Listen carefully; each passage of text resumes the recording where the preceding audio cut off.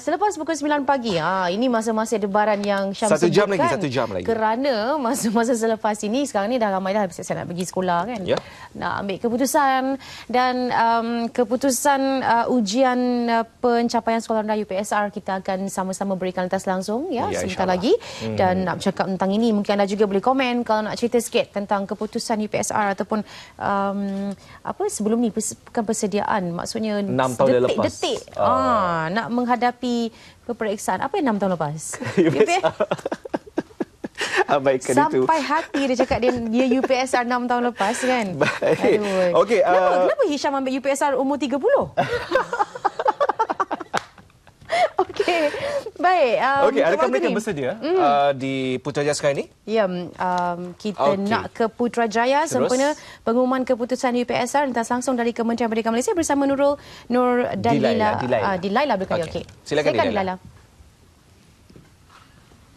Baik, terima kasih Hisham dan Wan Zarina di Angkasa Puri. Saya kini sedang berada di Kementerian Pendidikan Malaysia Putrajaya bagi pengumuman analisis keputusan ujian penilaian sekolah rendah UPSR bagi tahun 2015.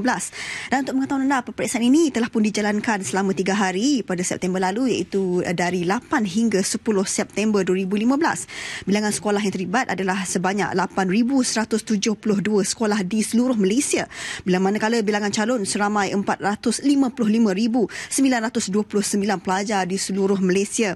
Dan pencapaian calon adalah merujuk kepada sejauh mana calon menguasai pembelajaran di sekolah rendah dalam kesemua mata pelajaran yang diuji. Baiklah, kita terus saja bersama dengan Ketua Pengarah Pelajaran Malaysia, Kementerian Pendidikan Malaysia, iaitu Datuk Seri Dr. Khairul Mohamad Yusof bagi keputusan pengumuman analisis keputusan ujian penilaian sekolah rendah UPSR 2015. Dengan nama Allah yang Maha Pemurah lagi Maha Mengasihani, saya memanjatkan kesyukuran kepada Allah Subhanahu Wa Taala kerana dapat mengumumkan analisis keputusan ujian pencapaian sekolah rendah UPSR tahun 2015 pada hari ini.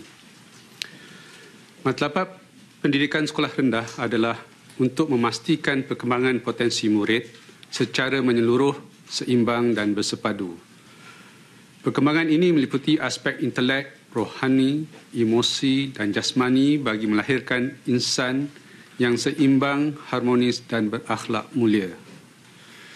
Di akhir persekolahan pendidikan rendah, murid akan menduduki peperiksaan UPSR.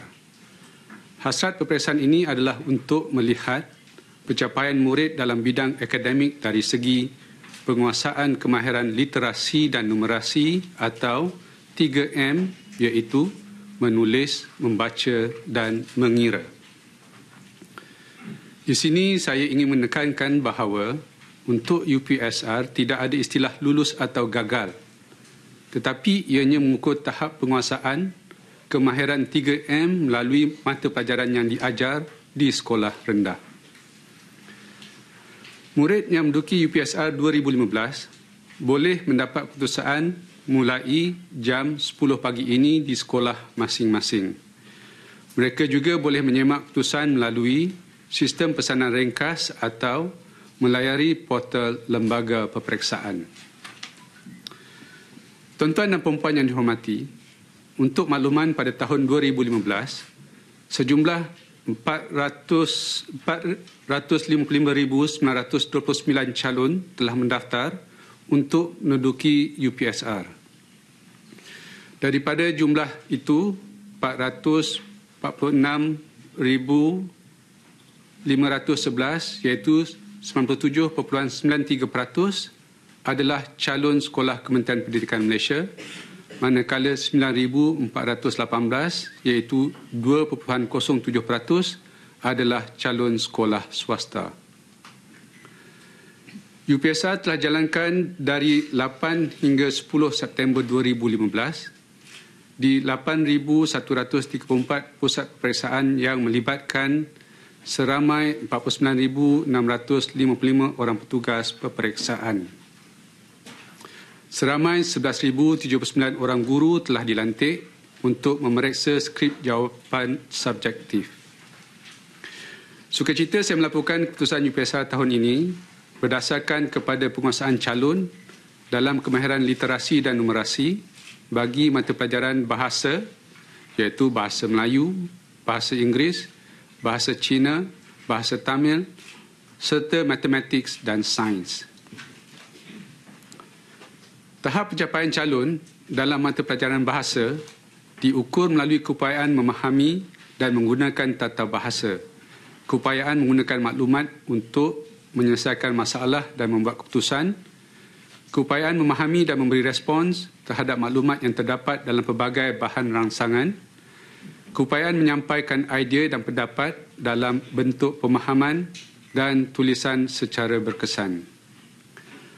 Bagi mata pelajaran matematik, calon diukur dari aspek keupayaan mengendalikan operasi matematik, kemahiran asas matematik, keupayaan menyelesaikan masalah harian, keupayaan berkomunikasi dan mengamal ilmu matematik secara sistematik, tepat dan teliti.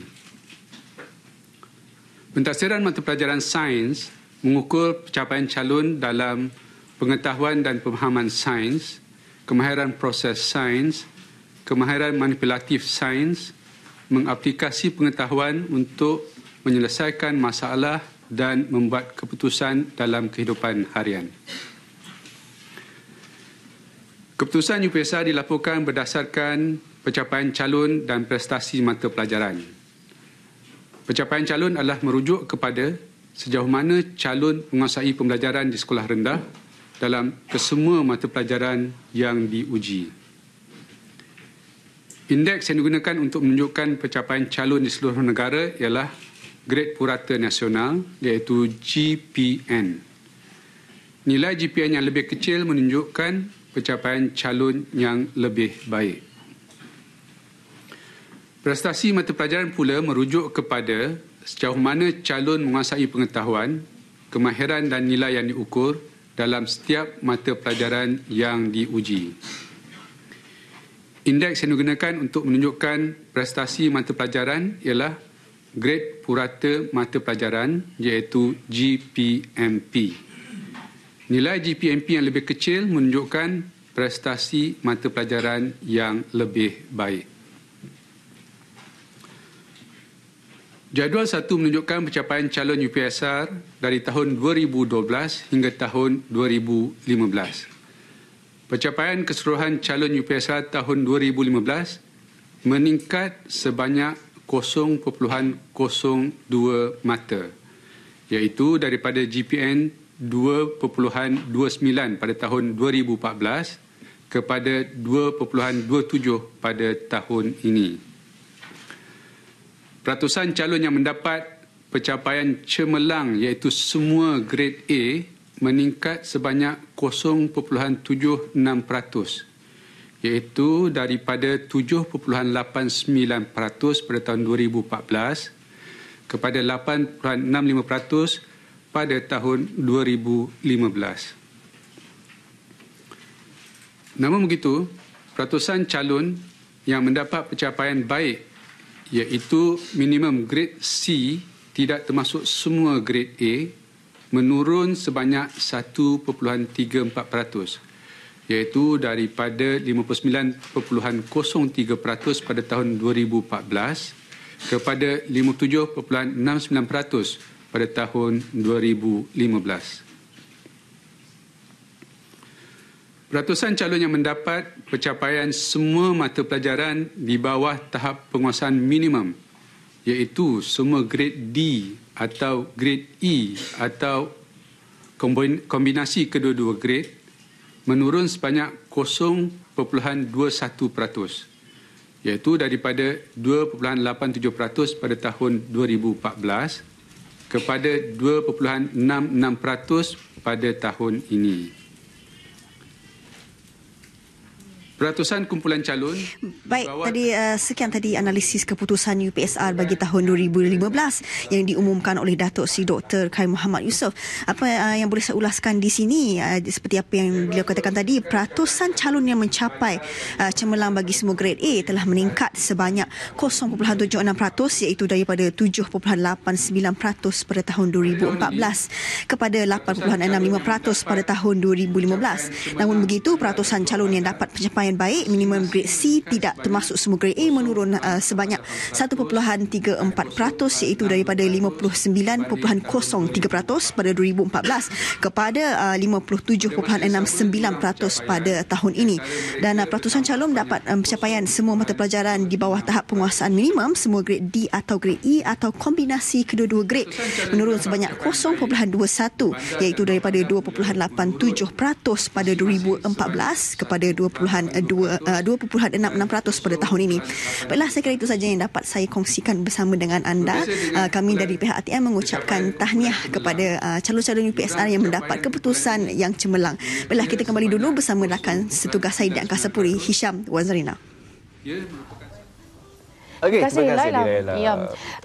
Yang mana kita ikuti sebentar tadi ialah analisis keputusan UPSR 2015 oleh Yang Berbahagia Datuk Seri Dr. Khair bin Mohamed Yusof, Ketua Pengarah Pelajaran Malaysia di Putrajaya. Dan kalau boleh kita sebut juga sedikit, ada peningkatan berlaku. Peningkatan 0.86%, peningkatan berbandingan tahun yang sudah, dan ini jelas menunjukkan peningkatan dari segi akademik khususnya untuk UPSR.